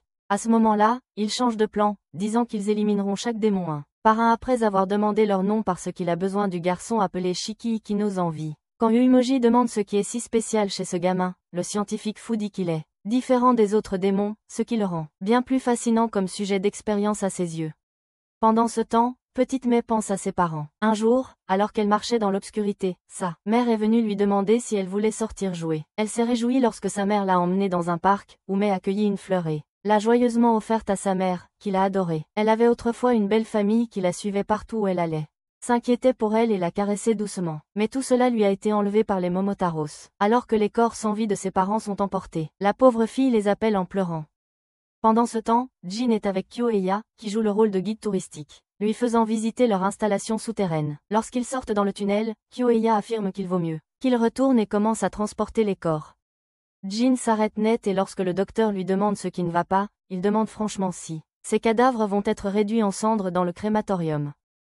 Kyoeya explique calmement qu'une fois la guerre commencée, d'innombrables personnes finissent là, et qu'ils ne peuvent pas tous les sauver, ce qui est la raison même de l'existence de cet endroit. Après avoir révélé ces dures vérités au monde, Kyoeya lui dit de ne pas trop s'inquiéter. Tant qu'il est là, il ne le laissera pas crever aussi facilement.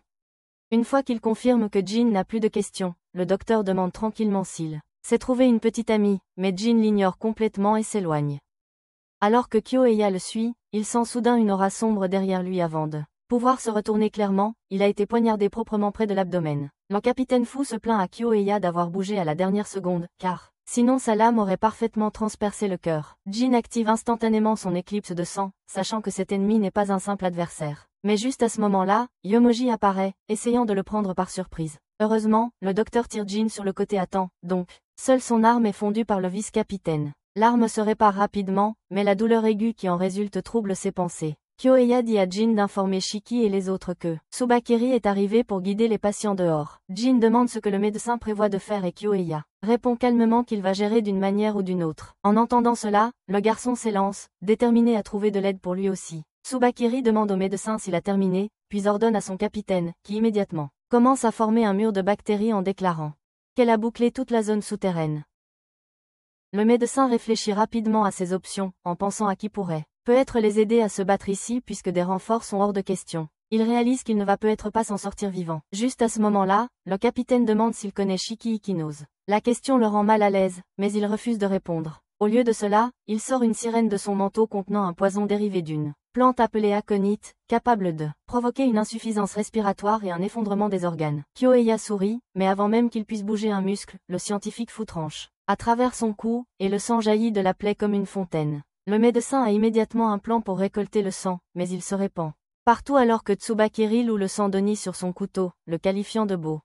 Allongé sur le sol, le playboy ne s'inquiète pas d'être hors de combat. Ce qui le dérange, c'est pourquoi Yomogi n'a pas été celui qui l'a frappé. Tsubakiri se demande si l'homme est déjà mort et décide d'utiliser le cadavre puisqu'il a oublié d'en apporter un. Alors qu'il libère ses bactéries noires pour prendre le contrôle du corps mort, il soudainement sent que ces créatures sont arrivées et appelle Yomogi à les laisser entrer. À ce moment-là, une horde de monstres hideux déboule à travers la barrière, et lorsque leur patron, Tsubakiri, demande s'ils ont apporté ce qu'il avait commandé, l'un d'eux ouvre grand la bouche et sort un cercueil de l'intérieur.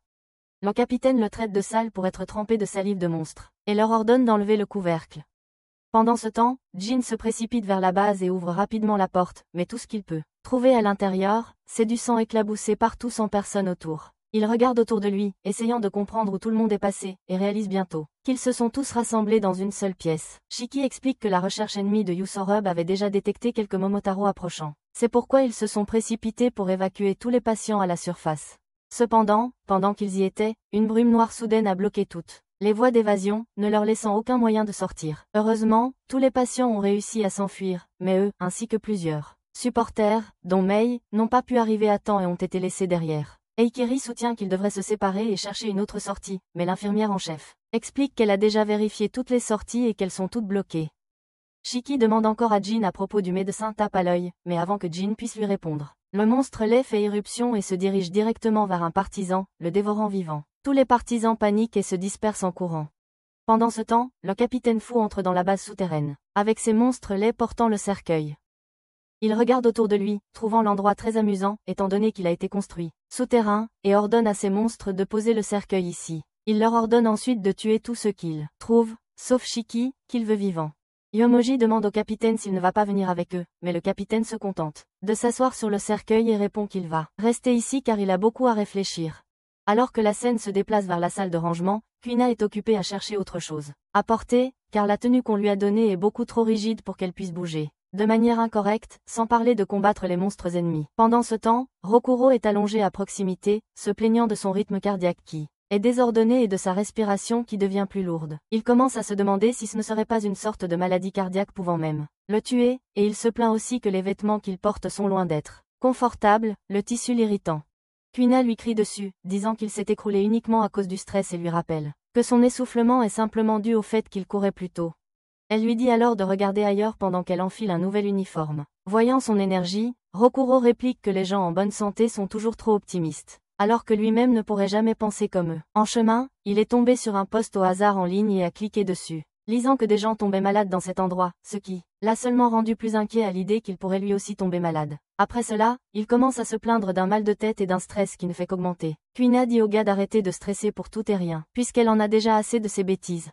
À ce moment-là, elle entend quelqu'un dehors et réalise qu'ils n'ont pas d'autre choix que de se battre. En entendant cela, le pauvre Rokuro malade commence à paniquer, disant qu'il ne peut pas se battre. En étant anxieux, et la supplie de faire quelque chose. Kuina demande alors au gars s'il est sérieusement inutile, tout seul et lui dit de se dépêcher de se cacher dans un placard. Rokuro demande si cela irait, et elle commence soudainement à agir comme une femme méchante et cruelle, lui demandant si elle est la seule sur qui il peut compter. Quand il admet oui, elle lui dit qu'il n'a rien à faire, car elle s'occupe de tout et lui dit juste de se cacher. Juste au moment où le monstre défonce le mur et s'apprête à entrer.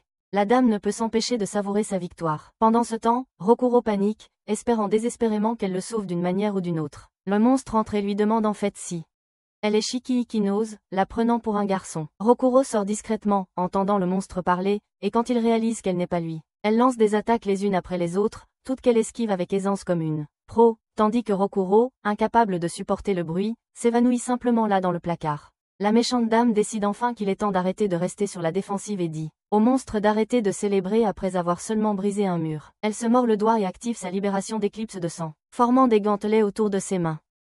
Pendant ce temps, Jin se précipite pour vérifier ce qui est arrivé au docteur flamboyant et s'il est toujours en vie. Yomogi cherche Shiki, et Hikari est confronté à un monstre qui ouvre la porte tranquillement, au lieu de la défoncer. Le monstre demande à Hikari s'il est Shiki, ce qui met Hikari en furie alors qu'il crie qu'il ne veut pas être comparé à ce perdant. En même temps, Shiki essaie de trouver un endroit sûr pour Mei et la cache dans les buissons tout en surveillant les alentours.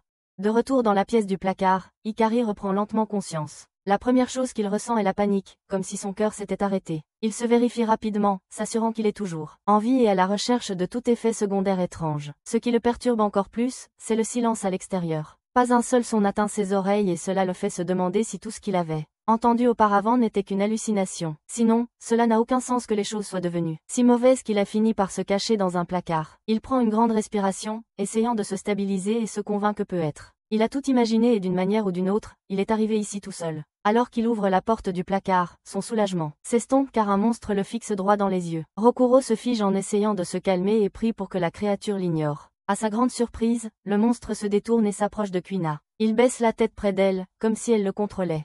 Et elle lui écrase le visage d'un coup de poing. Elle continue de le frapper avec joie, et la scène terrifie encore plus Rokuro. La compétence de la dame s'appelle Ilove, et si le sang de Kuina coûte à un ennemi au-delà d'un certain seuil, elle peut le mettre sous un sort où il perd peu à peu la volonté de se battre et devient une créature sans esprit. Rokuro n'arrive pas à croire ce qu'il voit, il s'enthousiasme à l'idée de la disparition du monstre, et Kuina lui rappelle qu'elle lui avait dit qu'elle s'occuperait de lui. Elle a été si attentionnée qu'elle pourrait gâter presque n'importe qui après l'avoir protégé. Rokuro s'incline devant elle et promet de se souvenir de sa gentillesse pour le reste de sa vie, tant qu'il ne finira pas avec un trouble cérébral. Elle le met même sur le lit et lui dit que tout sera fini une fois qu'il se réveillera. Pendant ce temps, les monstres poursuivent une infirmière et la tuent instantanément. De retour avec Rokuro, il arrive à une autre conclusion bizarre que la femme maléfique doit lui tendre un piège ou peut-être qu'elle prévoit de l'utiliser comme appât pour que, pendant que le monstre est occupé à le manger, elle puisse s'échapper. Juste à ce moment-là, un autre monstre trouve son chemin à l'intérieur. Et la femme se prépare à l'abattre aussi. Le monstre transforme l'un de ses bras en fouet et attaque Kuina, mais elle esquive. Dit à l'homme faible qui se cache dans le placard de se cacher pendant qu'il panique face au bras tentaculaire effrayant qui ressemble à un énorme ver parasite. Kuina réalise que cette créature est différente, mais elle refuse de laisser cela gâcher son plaisir. Elle saute et active son calice de sang en plein vol pour écraser son visage, mais le monstre esquive au dernier moment et perce son épaule si profondément qu'il fait un trou. Après cela, il enroule ses tentacules autour de ses bras et la rend incapable de bouger. Puis le monstre la balance pour la fracasser contre le toit avant de tourner et de la frapper contre les murs et le sol, ce qui laisse Rokuro complètement horrifié. Comme si cela ne suffisait pas, il commence à piétiner son visage. Et cela fait réaliser à Rokuro que les choses deviennent vraiment trop graves. Il panique à l'idée de la voir mourir juste devant lui et pense qu'il devrait l'aider, mais le piétinement incessant du monstre transforme rapidement son plan en un souhait que quelqu'un d'autre la sauve parce qu'il est inutile même s'il y va. À ce moment-là, il réalise qu'il a été désespéré pendant longtemps et replonge dans le passé. Dans son village, il se souvient de Lulu, qui fut son premier amour et lui donnait un sentiment de sécurité. Quand elle regardait, il sautait courageusement d'une falaise dans le lac parce qu'elle lui faisait sentir que rien ne pouvait lui faire de mal et qu'il pouvait même être un héros si elle était avec lui. Après le plongeon, il se vantait auprès d'elle qu'il pourrait sûrement sauter de plus haut avec aisance, mais elle remarqua, en lui tendant une serviette pour s'essuyer, qu'il était clairement effrayé à en trembler violemment, mais elle le soutenait quand même avec son sourire bienveillant. Les deux vivaient dans un village au cœur de la forêt, où les Oni vivaient secrètement avec les humains.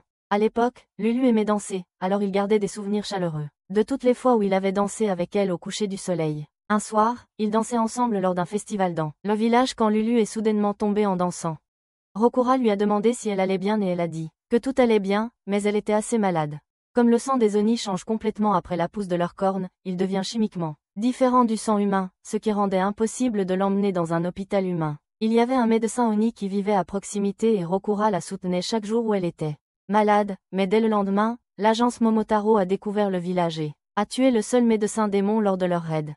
L'état de Lulu s'est aggravé avec le changement des saisons, mais Rokuro a continué à la soutenir. Et lui a dit qu'il pouvait trouver un autre médecin en ville et lui a dit de lui faire confiance parce qu'il pouvait tout faire avec elle à ses côtés. En entendant cela, Lulu a souri et a dit à Rokuro qu'elle l'avait toujours trouvé cool et lui a dit de rester cool avant qu'elle ne décède. Rokuro était complètement détruit lorsqu'il l'a vue mourir juste devant lui et il a perdu la fille qui le faisait se sentir en sécurité et invincible. Après cela, ses pensées sombres et son anxiété croissante le détruisent lentement. Ses cheveux commencent à devenir blancs, il ne peut pas dormir la nuit, et il ne faut pas longtemps pour qu'il perde sa raison et devienne le faible qu'il est maintenant. Rokuro réalise qu'il a été inutile depuis ce jour-là et même alors que le monstre se prépare à achever Kuina, il décide de laisser les choses en suspens au destin parce qu'il sent qu'il ne peut rien faire sans Lulu. Mais quand il se souvient de ses derniers mots lui disant de toujours rester calme, il se précipite rapidement et sauve Kuina avant qu'elle ne soit empalée, pensant que Lulu serait déçue de le voir ainsi. Après avoir vu à quel point Kuina s'est battue pour lui, Rokuro réalise qu'il ne peut pas affronter Lulu. Au paradis s'il reste comme ça, alors il doit devenir si fort qu'il pourra se vanter de la vie incroyable qu'il a eue. Même si son cœur bat comme un tambour, il se dit qu'il doit accomplir de grandes choses. Il ignore complètement sa peur et serre son poing très fort. Il se mord le pouce alors que le monstre terrifiant le fixe et jure qu'il va le vaincre, même s'il n'a aucune chance de gagner. Puis du sang jaillit de son pouce et se transforme en Lulu, qui lui sourit. Les astérisques restent à ses côtés, même s'il a l'air d'un faible imbécile. Sans colonne vertébrale, et la fille l'enlace par derrière. Alors qu'il la sent contre son dos, Rokura réalise qu'il ne pourrait vraiment jamais le faire sans elle, et quand le clone couvre soudainement tout son corps. Le sentiment constant de malheur disparaît enfin, permettant à Rokura de se transformer en une version complètement différente de lui-même. Rokura contrôle désormais parfaitement son sang en mode danseur des cendres frigides. Alors quand la laideur fouette avec ses fouets, il s'élance au-delà et déclenche la danse mourante de Sekiro, une tempête de pétales déchirant chaque centimètre du corps des laideurs comme des lames. Avec un sourire confiant, il demande au monstre s'il a apprécié les pétales de fleurs et déclare qu'aucune force sur Terre ne peut l'arrêter maintenant. Il danse parfaitement à travers les attaques du monstre parce que son corps se sent aussi léger que une fleur, et sa panique a complètement disparu. Tout ça parce que Lulu est à ses côtés. Danser comme ça fait que Rokura ressent la même chose que lorsqu'il dansait avec elle au festival d'été, et il se souvient que Lulu a toujours su qu'il était peur, mais elle l'a quand même trouvé cool et fort malgré cela. Alors que le monstre balance sauvagement ses bras massifs, il danse en les évitant et invoque plus de Beatles autour de lui. Puis, avec un air confiant sur le visage, il s'avance pour faire quelques mouvements de danse traditionnels, avant de trancher et déchirer brutalement chaque centimètre du corps du monstre avec son éventail. Il continue d'attaquer le monstre avec son éventail et ses lames jusqu'à ce qu'il ne reste que sa tête. Après cela, Rokura sourit et pense que peu importe si Lulu a seulement fait semblant de croire en lui, car maintenant il peut fièrement lui demander de lui dire à quel point il avait l'air cool. Dehors, dans les buissons, Shiki trouve Mei et lui dit qu'elle peut sortir puisque les monstres sont partis, mais la fille a toujours peur, alors il lui demande ce qui s'est passé. Les deux parents de Messi ne sont plus en vie, donc elle ne devrait pas être en vie non plus. Et bien que Shiki comprenne pourquoi elle se sent ainsi, il lui dit qu'elle ferait mieux de ne pas mourir. Il explique que ses parents seraient tristes si elle mourait maintenant, mais ils seraient certainement fiers si elle continuait à vivre et à sourire chaque jour. En entendant cela, la fille confuse le fixe avec ses yeux vides et Shiki se répète, en disant qu'elle doit vivre et lutter contre le désespoir. Puis il lui dit qu'elle peut commencer à le faire en l'encourageant pendant qu'il se bat, car il est sur le point d'écraser les gens malveillants qui lui ont volé sa précieuse famille. Cela dit, il lui dit de crier tu peux le faire aussi fort qu'elle le peut quand elle sera prête à combattre le désespoir. Après cela, il l'avertit de rester cachée un moment pour que les agents de Momotaro ne la trouvent pas et il s'éloigne. En voyant cela, elle lui dit de ne pas partir car il va perdre et c'est impossible de battre les méchants, mais Shiki répond qu'il n'y a aucune chance qu'il perde car il sait qu'il ne peut pas se permettre de perdre. Mad reste stupéfait en déclarant avec confiance que sa nouvelle devise dans la vie est de ne jamais abandonner, peu importe la difficulté. De retour sur le site de l'explosion, les soldats de l'ONI avec Naito essaient de le réveiller et la première chose qu'il demande après avoir ouvert les yeux, c'est combien de temps il a été inconscient. Ils lui disent qu'il a été inconscient pendant 15 minutes et il se sent coupable d'avoir supporté l'explosion de la bombe en les protégeant, en disant que cela ne serait pas arrivé si il ne l'avait pas ralenti, mais Naito se ressaisit et se met sur ses pieds. Les hommes l'avertissent qu'il n'est pas en état de se battre, mais le professeur affirme que ses élèves ont encore besoin de lui. De retour au temple, les portes coulissantes s'ouvrent et Tsubakiri accueille le visiteur qui ose l'affronter. Shiki regarde l'uniforme et demande s'il est un agent Momotaro, se souvenant des paroles du docteur selon lesquelles l'homme derrière les démons zombies est un Momotaro nommé Tsubakiri. Quand Shiki exige son nom, Tsubakiri lui renvoie la question. Alors Shiki se présente fièrement comme l'Oni, qui chassera les Momotaro jusqu'à ce qu'il ne reste plus personne en vie. Pendant ce temps, profondément sous terre, Jin court aussi vite qu'il le peut jusqu'à ce qu'une voix lui ordonne de s'arrêter. Quand il se retourne, Yomoji apparaît lentement et demande s'il se dirige vers le corps du démon flamboyant. Jin se fige en entendant le mot corps, et la femme dit que son supérieur l'a déjà éliminé. Elle lui demande s'il est fou et dit que c'est dégoûtant pour les démons de se soucier les uns des autres comme s'il était humain, mais Jin fait en sorte clair que la seule chose qui compte, c'est son objectif. Il enlève ses gants alors qu'il se prépare à l'éliminer sur son chemin pour détruire le entier de l'agence Momotaro, et Yomoji dit qu'il est le bienvenu pour essayer. Après avoir sorti sa scie à sang, il lance un mouvement appelé les 7 châtiments, envoyant des lames voler à une vitesse fulgurante, mais après avoir atterri, Jin a l'impression que son attaque n'a jamais porté. Quand il se retourne, Yomoji sort calmement de son cube incassable et lui annonce la mauvaise nouvelle que ses lames émoussées ne la couperont jamais. En même temps, Sobikiri désarme Shiki avec un seul couteau de lancer et lui demande s'il avait vraiment l'intention de se battre contre lui avec un jouet pareil. L'homme affirme que son propre sang n'est pas faible le moins du monde, et Shiki répond que, même s'il ne comprend pas un mot de ce qu'il dit, il sait qu'il le déteste profondément. Sur ce, son sang se transforme en un fusil d'assaut massif. et Sobikeri s'enflamme. Shiki jure qu'il tirera tout ce qu'il a alors que le triste sourire de Mei lui revient en mémoire. Shiki se souvient que son professeur lui disait que son contrôle du sang était insuffisant, mais il crie qu'il s'en fiche et tire sur Sobikeri avec un tir à pleine puissance, le projetant en arrière et détruisant tout sur son passage. Après cela, il jure de ne jamais abandonner même si le combat semble impossible, et Sobikeri admet qu'il est plus fort que prévu. En entendant cela, Shiki demande avec arrogance au gars s'il a peur. En entendant ça, Sobikeri dit que la petite manœuvre de Shiki a attiré son attention, alors il va lui aussi se montrer sérieux maintenant. Avec cela, il ouvre le cercueil, et sort l'une de ses créations aux cheveux gris, qui répète son ordre, il va éliminer tous les Oni de l'existence. Quand Shiki voit son uniforme, il réalise qu'il est censé être un Momotaro aussi, et qualifie le scientifique fou de malade mental pour avoir expérimenté sur le corps de son camarade mort. Cependant, Sobikeri l'appelle un imbécile car seuls les idiots pensent que tout le monde doit suivre leurs normes morales. Il rappelle à Shiki le moment où les gens ont refusé de croire au virus durant la pandémie mondiale et l'a qualifié de simple rhume, puis, il y avait des végans qui voulaient donner la liberté au bétail. Il dit qu'ils ne sont pas idiots, mais ceux qui imposent leurs croyances aux autres sont les vraiment stupides, et il révèle que son camarade a en fait choisi de devenir lui-même une marionnette. Juste après cela, la marionnette déchaîne son pouvoir sur Shiki, créant un champ de gravité écrasant qui le met à genoux. Alors que Shiki perd ses forces, Sobikeri explique qu'il peut emprunter un Momotaro, le pouvoir de l'agent de son vivant en les utilisant comme des marionnettes. Cette marionnette manipule les bactéries et l'oxygène pour changer le poids des choses autour de lui, et l'entendre répéter sa mission d'éliminer tous les démons sans relâche rend Shiki en colère. En même temps, Sobikeri est également surpris, réalisant que cette marionnette est la seule qui se souvient encore de son objectif d'autrefois. Après cela, la marionnette s'accroupit et Sobikeri pose avec son homme de main qui continuera la mission de Momotaro même après la mort. À ce moment-là, le scientifique fou demande à Shiki s'il a ce qu'il faut alors que le poids autour de lui devient si lourd que le sol s'effondre en dessous. Pendant ce temps, dans les tunnels, l'équipe de Mago fait de son mieux mais échoue à percer la barrière impénétrable de Yomoji, et il pense qu'il devrait trouver un autre moyen d'entrer. Cependant, Mago précise que la barrière couvre probablement toutes les entrées, et quand l'un de ses hommes demande s'il peut la détruire, il répond que les fondations du temple se trouvent juste sous une foule de touristes. Détruire cela pourrait blesser les personnes au-dessus. Cela fait paniquer ces hommes, car il est impossible d'évacuer autant de personnes sans une influence comme celle de l'agence Momotaro, et Mago tombe dans une profonde réflexion. Juste à ce moment, Joji arrive et dit à son professeur qu'il a reçu le signal de deux Momotaro en train de forcer l'entrée, et alors que les blessés sont toujours au-dessus. Beaucoup de membres de l'unité de soutien restent piégés à l'intérieur. En entendant cela, Mago réalise qu'il ne reste plus de temps car Shiki et les autres élèves sont déjà en danger, alors il explique à Joji son plan pour évacuer tous les touristes avant qu'ils ne fassent tomber la soi-disant barrière incassable. À ce moment-là, un soldat demande s'il connaît la fille aux cheveux roses qui panique dehors, et Omura s'excuse avant de replonger dans sa crise mentale.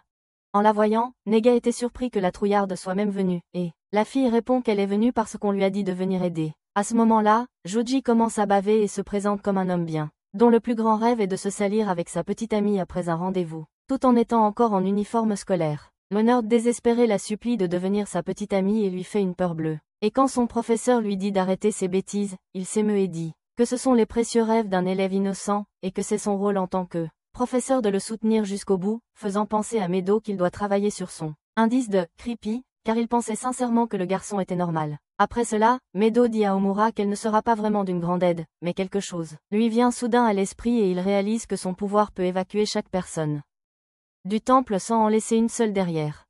Plus tard, dans la forêt à l'extérieur, One demande à son professeur où il se trouve pendant qu'il dit à Joji de rester en ligne avec lui. Confus, le garçon demande ce qu'ils font exactement, et son professeur répond que son plan est de provoquer un petit tremblement de terre.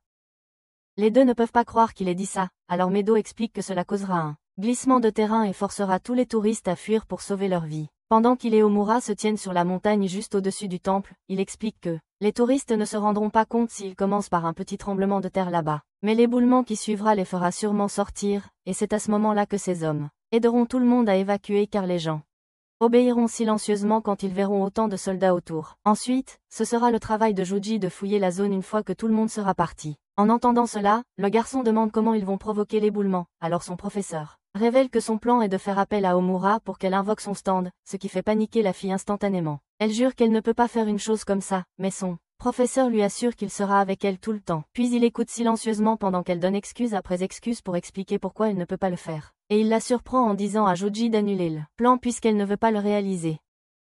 Joji demande ce qu'il devrait faire à la place, et Meito dit qu'ils vont simplement devrait élaborer un autre plan rapidement, car tout le monde à l'intérieur est en danger imminent. Après cela, il dit à Homura, d'un ton sérieux, qu'elle est renvoyée, car il n'a pas besoin d'elle à l'académie si elle est inutile.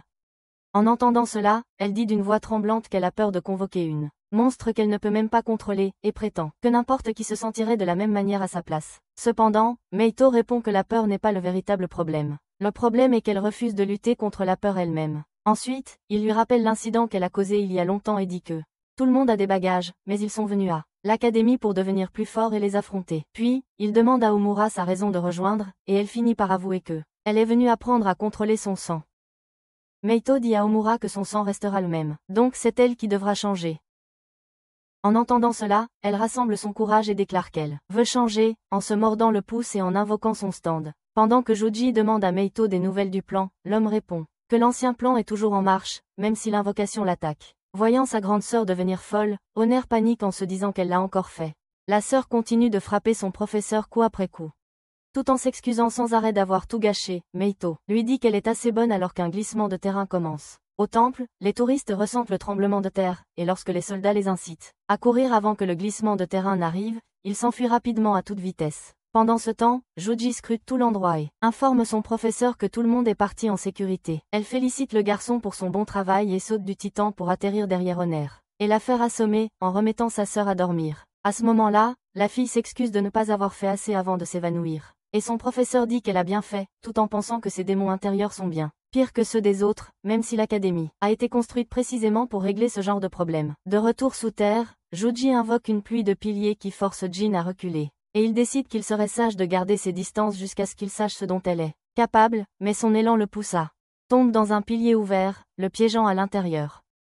Yomoji dit avec arrogance que c'est sa partie préférée, alors que le piège se resserre de plus en plus, pour l'écraser à l'intérieur, et elle dit au garçon d'apprécier la sensation de devenir une crêpe démoniaque. Jin crie qu'il va sortir, et la femme lui dit que c'est impossible parce qu'utiliser son sang demande de la concentration, ce qui n'est pas possible lorsque son cerveau panique à l'intérieur de cet espace étroit. Cependant, Jin a l'impression que c'est comme dans ses vieux jours, et Yomoji est choquée lorsque elle entend le bruit de ses lames qui raclent contre le mur, mais elle refuse de le croire jusqu'à ce que le piège craque et explose.